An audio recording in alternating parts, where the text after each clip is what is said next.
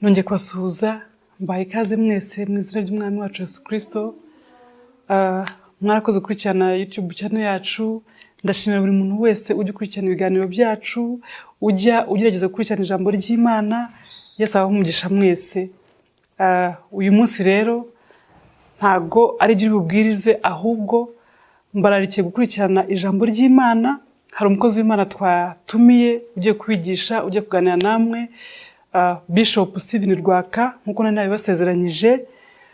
Yesu abahe umugisha cyane. Mbifurije gukurikirana ikiganiro neza kandi mugahabwa umugisha. Yesu aduhana umugisha. Murakoze. Ndabashuhuje mu izina rya Yesu. Mbaha ikaze mu ijambo ry'Imana. Ijambo ry'Imana umutsima w'ubugingo. Iyo umuntu yaryumvishije rimuhesha umugisha, riramukomeza akabasha gukomera mu rugendo rwe. Ariko iyo umuntu yatakaje ibyiringiro, niyo mpamvu ubona abantu bagenda biyahura bitewe nuko babuze ikintu cyabakomereza rero cyangwa se cyabahumuriza. Ubwo rero ikaze mu izina rya Yesu. Ndashimira umukozi w'Imana Monica, Imana iguhe umugisha cyane kandi habwe icyubahiro kubera yuko kubw'uyu mwanya kuri iyi channel mwaduhaye mu izina rya Yesu kugira ngo tuganire ku ijambo ry'Imana. Nitwa Bishop RWAKA Steven rero nkuko babwiye, kandi Imana ihabwe icyubahiro. Ndashaka kubakomeza mu mwami, ariko singi wakomeza gusa, no mwami Yesu wadukomeje, kandi ni umwami Yesu uduha no gukomera. Ijambo shaka kubabwira ni ijambo rijyanye n'ibyiringiro mu mwami Yesu.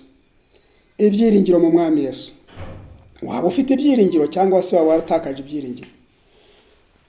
Ibyiringiro mu mwami Yesu, ijambo ry'Imana yatubwira ngo nuwo kwizerwa kandi uwamwizeye ntazamukoza isoni.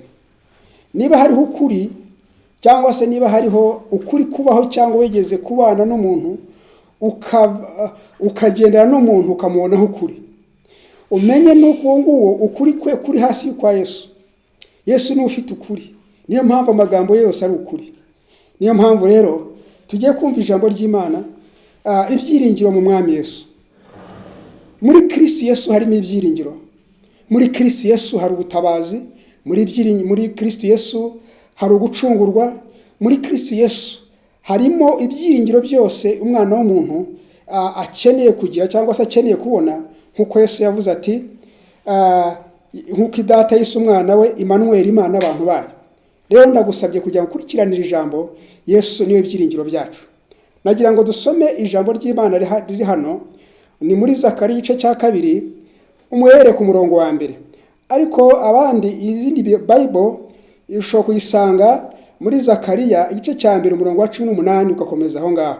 Ariko muri Bibiliya yanjye ngiye kubasomeraho itangirira ku gice cya 2 uhere ku murongo wa 1. Iravuga ku bacuzi bane, ku mahembe n'abacuzi. Reka mpasomere mwiyumvire ijambo turiho n'iry'ibyiringiro mu mwami Yesu. Amahembe ane n'abacuzi bane. Umva iby'amahembe n'abacuzi. Maze nubura amaso ngiye kubona mbona amahembe ane.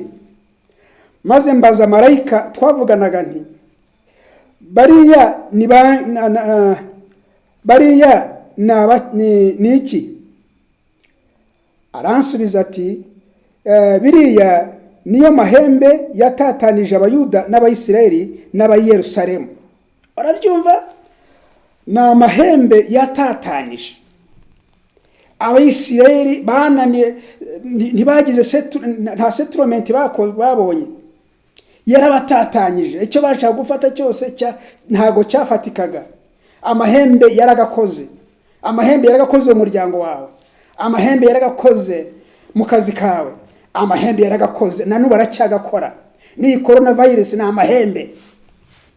Amahembe akomeye cyane yatatanyije Abayisiraheli, atatanya Abayuda, atatanya Abiyerusalemu. Ariko Imana ishimwe yuko bitagarukiye ku mahembe. Ibyo byiringiro nababwiraga muri Kristo Yesu ntabwo bigarukira ku bibazo gusa, ahubwo hariho n'ibisubizo by'ibibazo byacu. Amahembe. Amahembe atatanije isi. Isi yose ikeneye Kristo. reka mbabwire bakozi b'Imana, bantu b'Imana, twese turi abantu b'Imana, ariko tega amatwi yumvire. Ntabwo ikibazo cyangwa ibibazo bikwiye kudukura kuri Kristo Yesu, ahubwo bigomba kudusunikira kuri Kristo Yesu kugira ngo aturemere abacuzi bo kubikuraho.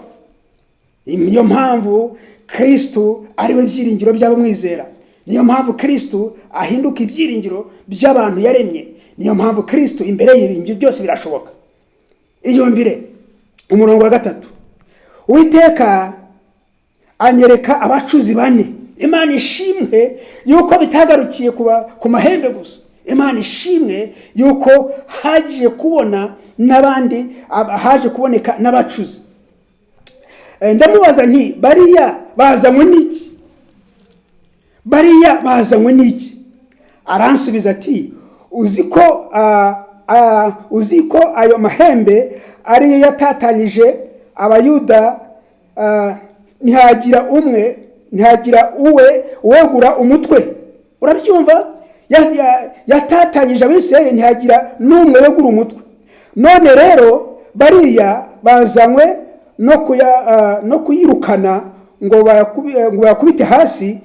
bakubite hasi amahembe y'amahanga yajyaga ahagurukizwa gutera igihugu cy'abayuda akabatatanya. Iyumvire, aya mahembe yarikoze yari yaridegendeje amahanga yose, akaba ari yakora gusa.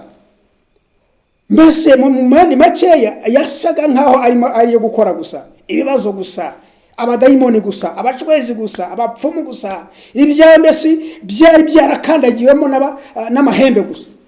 Ariko Imana ihabwa icyubahiro yuko bitagarukiye ku mahembe. Imana ishimwe kubwo umwami wacu Yesu Kristo, kubera yuko yatuzaniye abacuzi. Imana ishimwe ko Kristo ari we mucuzi wacu wo gutsinda abanzi bacu ayo mahembe cyangwa se ibibazo byacu. Dufite ibibazo bitandukanye, dufite amahembe atandukanye, amahembe y'abadayimoni, amahembe y'abacwezi, amahembe y'inzara, amahembe y'ubushomeri, amahembe y'uburwayi. Ni byinshi ibikora hirya n'ibikora hino, ntabwo ari bimwe, ariko byose byitwa amahembe. Imbere y'Uwiteka byitwa amahembe. Inshuti yanjye, wigarukira hehe? Wigarukira ku mahembe. Hirya y'amahembe hari abacuzi. Hirya y'amahembe hari abacuzi, hari ubutabazi. Ariko ubwo butabazi ntahandi bwaturutse, n'Uwiteka yabwohereje, ni Kristo Yesu wabwohereje kuze kugira ngo bukureho aya mahembe. Icyabyawe n'Imana cyose cyanesheje isi. Iyumvire ngo haza kuza abacuzi rero. Umuntu waremye imbunda, waremye missile, yaremye also anti-missile. There is a missile and also anti-missile. Nta kintu kiri aho ngaho, nta mahembe ashobora kwidegembya imirere na mirere iteka n'iteka ryose kugira ngo bise nkaho ari byo. Ariko ndashaka kubwira ngo nyuma y'ayo mahembe, nyuma y'icyo kigeragezo, nyuma y'ubwo burwayi, nyuma y'uko kunanizwa, nyuma y'ubwo bushomeri, inyuma yabyo urengeje amaso hari iki? Hari abacuzi baje kubikuraho. Ubuhamya ni bwinshi, tuzabazanira. Imana ihumugisha mukozi w'Imana Monica, Imana ihumugisha cyane kubwo urukundo rw'Uwiteka afite n'ishyaka ry'Imana afite rwo kugira ngo abashe kubwiriza abantu, kugira ngo azane ibyiringiro mu bantu, kugira ngo abashe kongera gukomeza urugendo. Ndashaka kugira ngo mbwire ngo uyu munsi wa none ufite amahirwe none ahangaha. Ntabwo renza amaso ya mahembe, hari abacuzi mu izina rya Yesu. Ibyo rero ntabwo bireba ukomeye, ntabwo bireba woroshye gusa. Ibyo ntabwo bireba wize n'utize gusa, ahubwo wumvishije ko amahembe yazi abayiseri, n'abayuda n'ab'i Yerusalemu. Ndashaka kugira ngo nsomere ijambo rindi rimwe, wumve ko bitagarukira ku bantu basanzwe, ahubwo ni abantu bose, isi yose irimo gutakira hamwe kubwo amahembe ayimereye nabi. Ariko Imana ishimwe ko kuri iyi si na Yesu yajeho kugira ngo atubere ibyiringiro, kugira ngo atubere igisubizo. Reka dusome irindi jambo ry'Uwiteka riri mu Bami ba kabiri, igice cya mbere. Haravuga ngo Eliya ahanurira umwami Ahaziya gupfa. Ahaba amaze gutanga, abamowabu bagomera Isirayeli. icyo gihe Ahaziya ahanuka mu idirishya ry'isohokerane ry'icyumba cye cyo hejuru y'i Samariya, aragwa akurizamo kurwara. Bukeye atuma intumwa arazibwira ati, nimujye kundaguriza Beelzebuli imana y'Ikuroni ko nzakira iyi ndwara. Ariko marayika w'Uwiteka abwira Eliya w'Itishuba ati, haguruka ujye guhura n'intumwa z'umwami w'i Samariya, uzibwire uti, tega amatwi aho ngaho wumve neza, uzibwire uti, umenye ko ahangaha hari ibwami, uzibwire uti, mbese icyatumye ujya kuraguza Beelzebuli ikigirwamana cy'Ikuroni nuko nta mana iri mu Isirayeli. Igice umurongo wa 4. Icyo nicyo gituma Uwiteka avuze ngo, ntuzabyuka ku gisasiro uryamyeho, ahubwo uzapfa nta kabuza. Iyumvire, amahembe yateye umwami, amahembe atera ibwami, amahembe atera uno mwami. Ngo maze aza kugira ibyago, ava mu idirishya ry'isohokerane yikubita hasi ku bijosi, hanyuma ngo ararwara. Amaze kurwara araremba. Inshuti yanjye, ikintu cyamuje mu mutwe, amahembe amaze kumucumita, amahembe amaze kumugirira nabi, yiyumvamo kurwara no kuremba, yiyumvamo ndetse n'urupfu, aravuga ati, mujye kundaguriza. Umva ikibazo. Ikibazo rero hariya si ukugwa, ikibazo si uburwayi nubwo ari cyo nyirabayazana, ahubwo ikibazo ni ugushakira igisubizo aho kitari. Icyo nicyo kibazo nacyo umwana w'umuntu agira. Ikibazo si uko urwaye, ikibazo si uko uri umushomeri, ikibazo si uko ufite ibibazo ibyo ngibyo, ahubwo ikibazo ni aho ushakira igisubizo aho ngaho.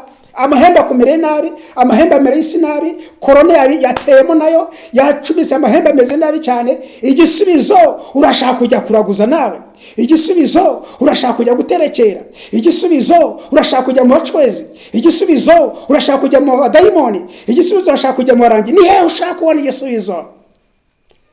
Ariko ngo Imana yo mu ijuru imenye yuko yagize ikibazo, amahembe amumereye nabi, ko none ategereza kureba yuko aho ajya gushakira igisubizo. Ngo amaze gufata umwanzuro wo kujya kuraguza, hanyuma ngo Imana ibwira, wumve n'ubundi ko Imana yari kumwe nawe. Bagenzi banjye, ntabwo Imana igira bibi gusa, ahubwo n'ibyizira bibona. Yari itegereje kureba umwanzuro. Imana itegereje kureba umwanzuro wawe. Niba ufashe umwanzuro wo gushaka Uwiteka, uzamushaka umubone. Niba ufashe umwanzuro wo kugarukira Uwiteka, araguteze kugira ngo akwakire. Ariko itegereje kureba umwanzuro ufata, niba ari mubi cyangwa mwiza. Ariko nakubwira ngo garukira aho ngaho, ufata umwanzuro mwiza, we guterwa n'amahembe kuva ku Uwiteka cyangwa se gutana. Garukira Uwiteka. Uwiteka ibyo arabishoboye. Ntabwo amahembe arusha Uwiteka gushobora, ntabwo abacwezi barusha Uwiteka gushobora. Abo n'abadayimoni ntabwo barusha Uwiteka afite igisubizo. Niyo mpamvu navuze ngo ibyiringiro mu mwami Yesu.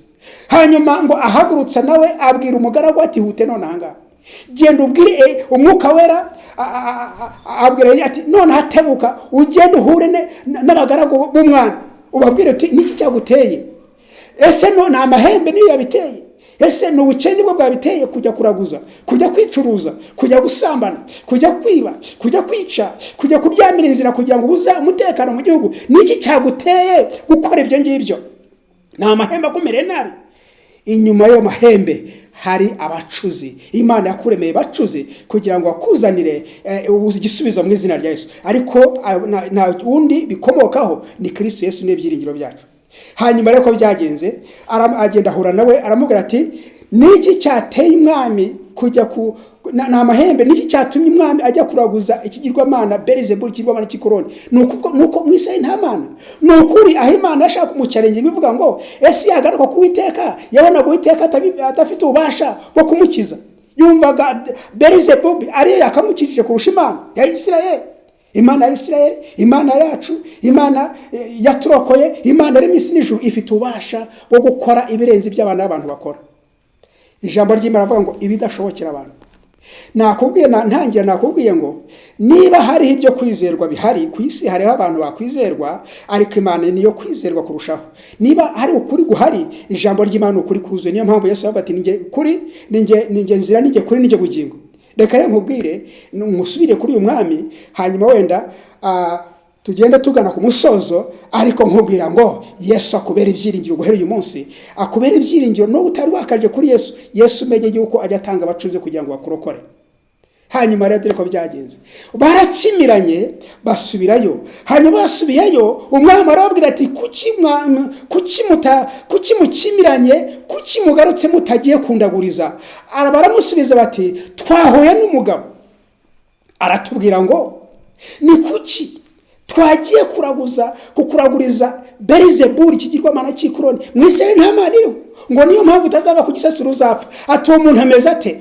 Uwo muntu watanze komande, uwo muntu ko ninjye mwami, ko ari njye mugaba, ninde uwe muntu wundi wahaye komande, ninde wundi ko ari njye sobuja? Aravuga ati twahuye n'umugabo.